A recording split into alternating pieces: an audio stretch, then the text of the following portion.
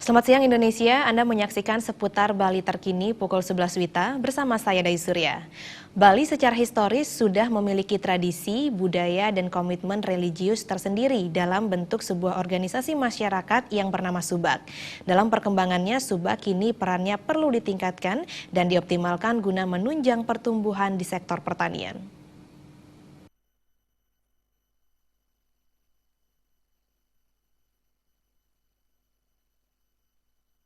Subak merupakan kelompok masyarakat petani yang bernafaskan adat dan budaya Bali dengan berlandaskan pada filosofi agama Hindu yaitu Trihita Karana. Dalam fungsinya, Subak merupakan organisasi sosial masyarakat dalam bidang pengaturan air untuk persawahan dari suatu sumber air di dalam suatu daerah. Namun dalam perkembangannya, kini peran Subak juga sebagai akses dalam menampung hasil-hasil pertanian sebelum dibawa ke pasaran. Bukan hanya itu, pengoptimalan Subak juga perlu ditingkatkan guna memperoleh hasil pertanian yang lebih maksimal. Anggota DPRD Badung Nyoman Sentana menyatakan, peran Subak harus lebih terarah sebagai akses dalam menampung hasil pertanian dan mampu mendistribusikannya dengan tepat sasaran, sehingga hasil pertanian tidak dipermainkan oleh para tengkulak nakal. Pemerintah daerah, khususnya Badung, kan punya perpanjangan tangan di petani yang namanya Subak. Kan? Subak. Bahkan setiap tahunnya diberikan rangsangan bantuan, kan? Yang berupa uang.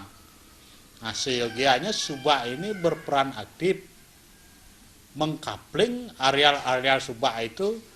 Hasil panen ini Subak ini yang menampung, hasil panen ini Subak ini yang menampung. Nah, jangan Subak dikasih uang kemudian membangun koperasi. Gitu loh. Jadi bangunlah penyusuan beras yang kecil, jualah pupuk. Nah, itu Subak. Jadi Subak itu kan ada kapling-kapling kayak Banjar, kayak tempek-tempekan dia.